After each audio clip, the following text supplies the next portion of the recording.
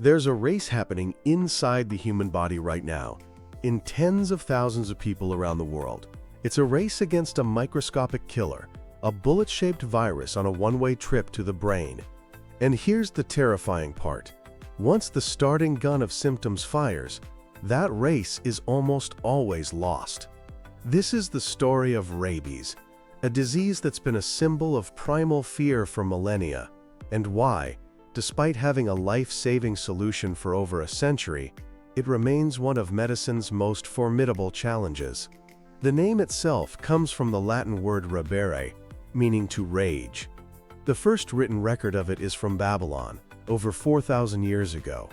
For all that time, the bite of a rabid animal was understood as a prelude to a horrific and certain death. So what makes this virus so uniquely terrifying and effective? It all starts with a bite. Up to 99% of human rabies cases come from dogs, but cats, bats, raccoons, and foxes can all carry it. The virus enters the body through saliva into a wound, but it doesn't immediately sound the alarm. Instead, it plays a stealth game. First, it sets up a secret base in the muscle tissue near the bite, quietly replicating, hiding from the body's immune system. This is the incubation period, a critical grace period that can last anywhere from a week to over a year. The length of this period depends on where you were bitten. A bite on the face means the virus has a short sprint to its destination. A bite on the leg gives you more time, because the virus has a marathon to run. And its destination is always the same, the central nervous system. The rabies virus is a master of biological hijacking. It has a special attraction to our nerve cells. It latches onto a receptor and then, essentially, hot wires the internal transport system of the neuron. Think of your nerves as a highway system, with little cargo trucks, proteins called dynein, constantly moving things back towards the command center, the brain. The rabies virus doesn't just hitch a ride on these trucks. Researchers have found it manipulates them to move faster than the cell's own cargo. It's an accelerated, unstoppable journey along the nerves, moving at about 12 to 24 millimeters per day. This is the race against time. Once the virus reaches the spinal cord, it catches an express train straight to the brain. And it's here, in the body's headquarters, that the virus truly unleashes chaos, multiplying rapidly and taking over. From the brain, it then spreads out again, this time to the salivary glands. This is the virus' brilliant, diabolical final step, ensuring the host can now pass it on, perpetuating the cycle. The onset of clinical symptoms marks the tragic end of the race. Once the virus is established in the brain, rabies is considered 100% fatal. The initial signs are deceptively mild, like the flu, fever, headache, a general feeling of being unwell. But then the disease splits into two paths. About 80% of people develop what's known as furious rabies. This is the classic image we all fear. Patients become agitated, hyperactive, confused, and can have hallucinations. A defining feature is hydrophobia, the fear of water. This isn't a psychological fear, it's a physical torture. The virus causes intensely painful spasms in the throat muscles when a person tries to swallow. Even the sight or sound of water can trigger these spasms. At the same time, saliva production skyrockets, leading to the infamous foaming at the mouth. The aggression and biting that can happen are the virus' last, desperate attempt to spread, manipulating the host's brain to attack and transmit. The other 20% of cases develop paralytic rabies. It's less dramatic, but just as fatal. It starts with muscle weakness at the site of the bite, which slowly spreads through the body, leading to a gradual paralysis. In this form, the patient often remains conscious and aware for much longer, a truly horrifying reality. Regardless of the form, the end is the same. The brain and spinal cord become severely inflamed, the patient slips into a coma, and death follows.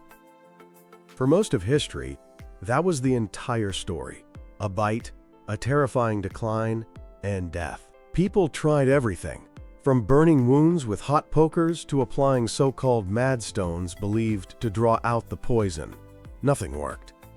Then came the 1880s, and a French chemist named Louis Pasteur.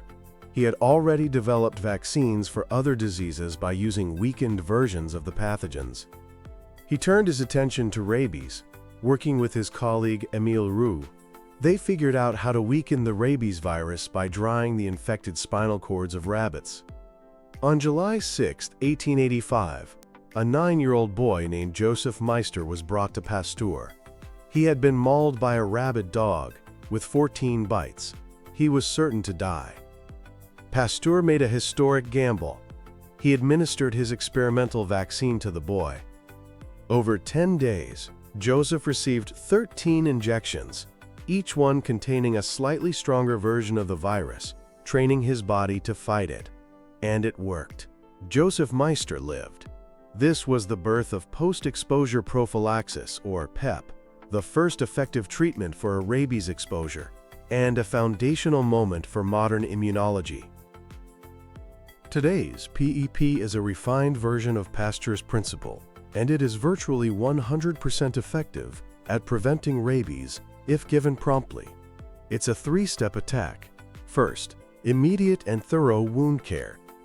Washing the bite with soap and water for at least 15 minutes can physically remove a huge number of viral particles. It's a simple step that saves lives.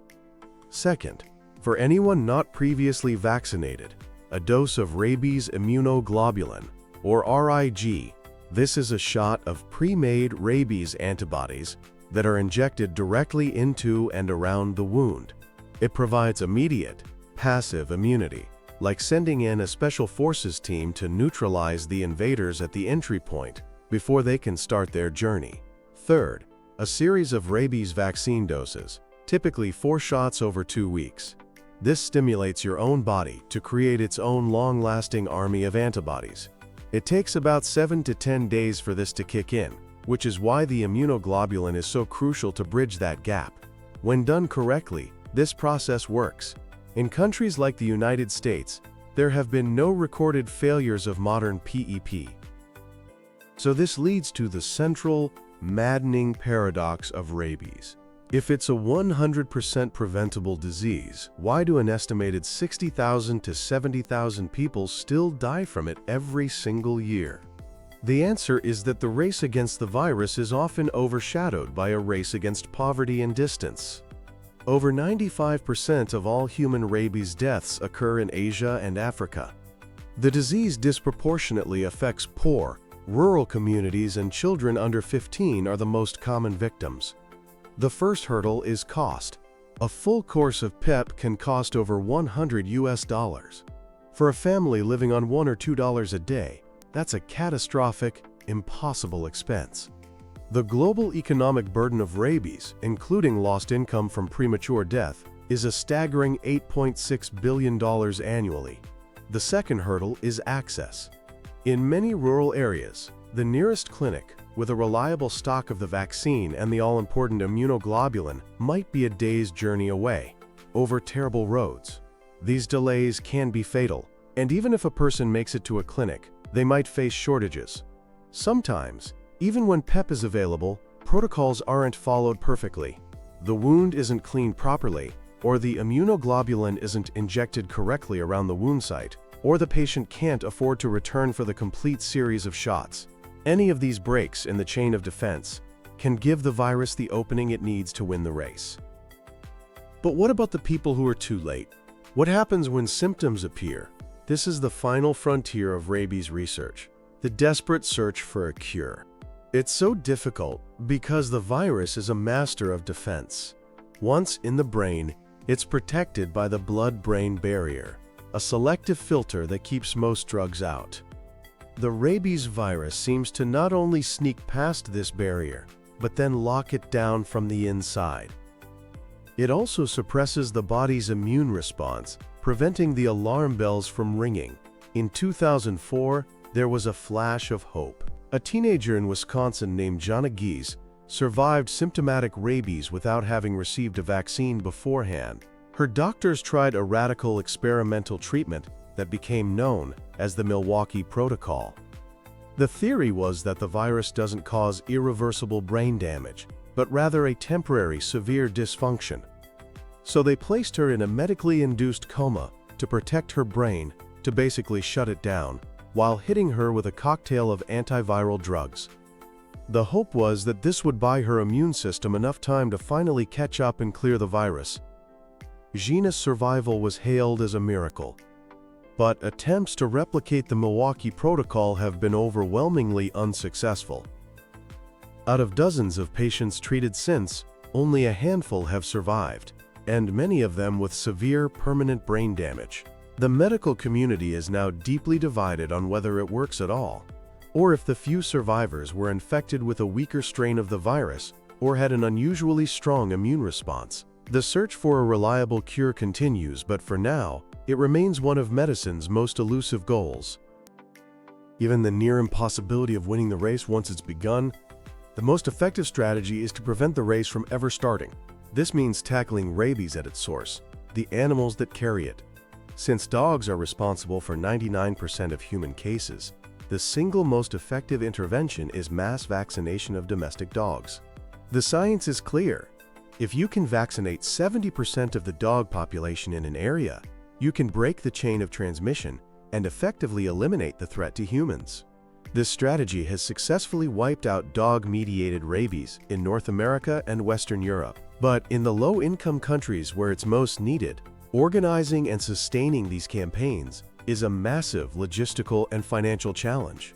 In developed countries, the threat has shifted from dogs to wildlife like raccoons, foxes, and bats. Here, the strategy is different but equally clever: oral rabies vaccination. This involves airdropping or distributing baits over large areas. These baits look like little ketchup packets or fish meal blocks, and inside is a dose of rabies vaccine. When a raccoon or a fox eats the bait, it gets vaccinated. This has been incredibly successful at stopping the spread of raccoon rabies in the US and fox rabies in Europe. Rabies is a disease of brutal contrasts. It's an ancient pathogen that uses our most sophisticated biological machinery against us. It is completely preventable, yet it kills with ruthless efficiency in the world's most vulnerable communities. The race against rabies is a race against time, but it's also a race against poverty and a race against indifference. While a true cure may still be on the horizon, the path to eliminating human deaths is right in front of us. It requires what's called a One Health approach, recognizing that the health of humans, animals, and the environment are all interconnected. It requires investment in dog vaccination, ensuring affordable and accessible PEP for every single person who needs it, and continuing to educate communities. The unwinnable race against rabies is only unwinnable if we choose not to run it properly. We have the tools. We know the strategy.